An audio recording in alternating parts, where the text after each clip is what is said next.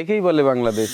ওনার ছেলে মেয়ে দিয়ে প্রায় হাফ ডজন। সেই সুন্দর না জানো, পছন্দ হয়েছে? আসসালামু আলাইকুম। আজ আরও একটি ঘর পাঠাচ্ছি, অসহায় মা রহিমার ঘর।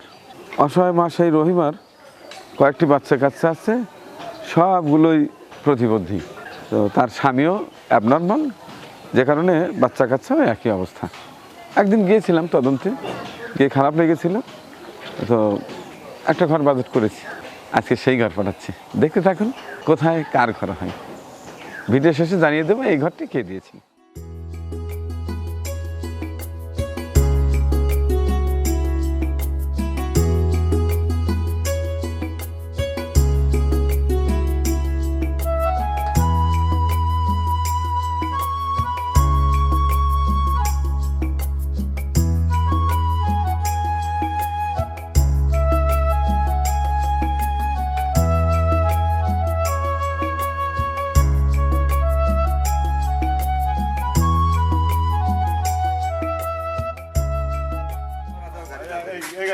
এখন আর ভাড়া দিলে ভালো হবে।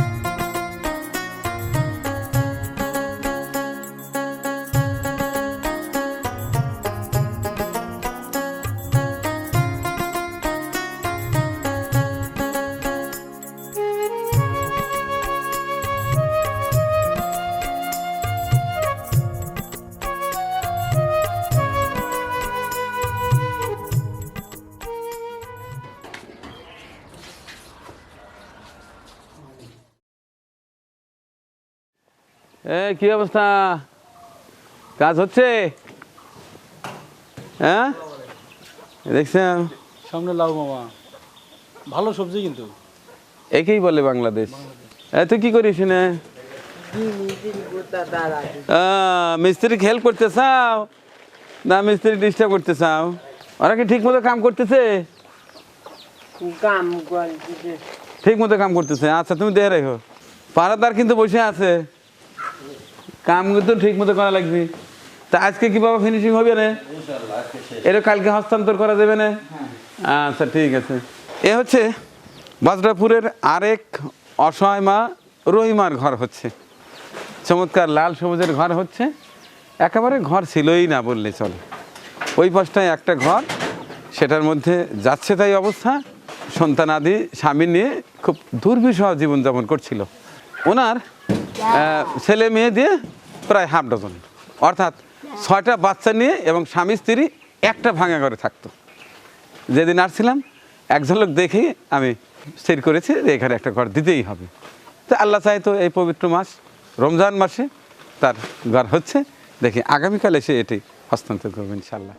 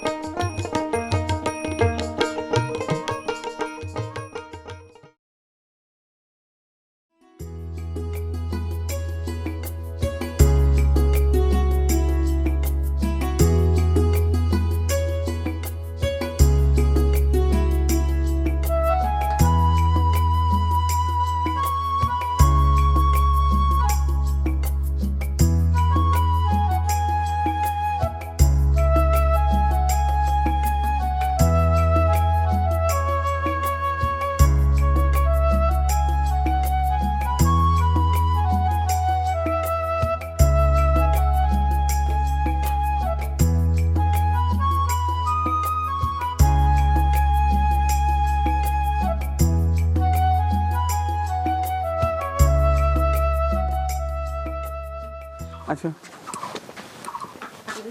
এ বাবা এদিকে আসো, এদিক আসো, সবাই এদিকে আসো।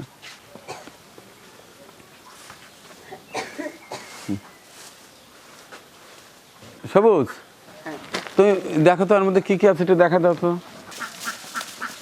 তেল হচ্ছে গুঁড়ো মশলা, তারপরে ছোলা আছে, লবণ আছে, মাথায় দেওয়ার তেল আছে, গুঁড়ো সাবান আছে, গায়ে মাখার সাবান আছে, আর ডাউল, কাঁচামরিচ আছে, পেঁয়াজ আছে, রসুন আছে, আদা আছে, আর এখানে হচ্ছে আলু আছে। আচ্ছা দর্শক, কিছু কিছু পরিবারে এমনও কিছু কিছু সমস্যা আছে যেটি আসলে বলার অপেক্ষা রাখে না। ওই একটা কথা আছে না, ছবি কথা বলে। এই যে দেখুন, একটা পরিবারের সবগুলোই প্রতিবন্ধী, এরা মানে কি করবে? এই যে অসহায় মাটা আছে, এখানে ওখানে কাজ করে, বাবাও তেমন সুস্থ না, পিছনে একটা ঘর আছে ভাঙ্গাচুরা, ওই একটা ঘরেই এরা থাকতো। একদিন আসছিলাম দেখতে, দেখে খুব মনটা খারাপ হয়ে গেছিল। এরপরে আমি চেষ্টা করেছি ওদের জন্য কিছু করা, তো একটা ঘর ম্যানেজ করতে পেরেছিলাম, ঘরের পাশাপাশি এগুলো একটু ব্যবস্থা করছি। আল্লাহ চাই তো, যেহেতু আর কয়দিন পরে ঈদ, যে কারণে কিছু কাপড় চোপড় এনেছি, সেই সুন্দর গেঞ্জি। আচ্ছা তুমি এটা আপাতত ধরো, দেখি এমনি ধরে রাখো। হ্যাঁ হ্যাঁ, আচ্ছা দাও। এটাও ট্রাউজার, এটাও গেঞ্জি। আচ্ছা বাবা এটা নাও, হাতে রাখো। আচ্ছা এই মেয়েটার জন্য লাল এই যে তোমার লাল টুকটুকা জিনিস নিয়ে আসি, দেখো। তুমি লালটা চাইছিলে না, তুমি লালটা পছন্দ করো। এই দেখো, দেখছ, সেই সুন্দর না? ধরো, পছন্দ হয়েছে? হ্যাঁ আচ্ছা, কাপড়। এই যে তুমি হাতে রাখো, হাতে রাখো। এই যে আপনার জন্য একটা শাড়ি, হ্যাঁ এলেন, এটা আপনি ধরেন। আচ্ছা, আর এই যে ওর বাবা কোথায়? কাজে গেছে না? ওর বাবার জন্য এই যে চমৎকার একটা পাঞ্জাবি আছে, এই যে লুঙ্গিও আছে। এই ঘরটা দিছে ফারজানা লন্ডন থেকে, লন্ডনে থাকে তিনি, একটা ঘরের বাজেট দিয়েছিলেন, এই ঘরটা বানিয়ে দিয়েছি। আর সামান্য কিছু টাকা পাচ্ছিল, আর আমি সাথে কিছু যুক্ত করে দিয়ে এই বাজার ঘাট কাপড় চোপড় করছি। তার জন্য দোয়া করেন। হ্যাঁ ঠিক আছে। তো ফারজানা আপা, আপনার দেয়া ঘর, এই যে এক অসহায় মা রহিমার বাড়িতে পৌঁছে দিলাম, তার ঘরটা একেবারে ভাঙা ঝুরঝুরে, এবং সবগুলো বাচ্চাই একেবারে প্রতিবন্ধী, মানে কোনো কাজ করার মতো পরিবেশ তাদের নেই। এই মাটি এবারই ওবারই কাজ করে, এবং পাশাপাশি ওনার স্বামী সেও অসুস্থ। এই তো অবস্থা। এখনও গ্রামগঞ্জে অনেক পরিবার আছে যেটি কাজ থেকে না দেখলে বোঝা যাবে না তাদের মূল পরিস্থিতি। যাই হোক, আপনাকে ধন্যবাদ জানাচ্ছি, আপনার জন্য দোয়া করছি, মহান আল্লাহ যেন আপনার এই ভালো কাজের ওসিলায় মহান সৃষ্টিকর্তা আপনাকে কবুল করে নেন, দুনিয়াতে এবং আখিরাতে আপনাকে ভালো রাখেন। ভালো থাকবেন সবাই, আল্লাহ হাফিজ।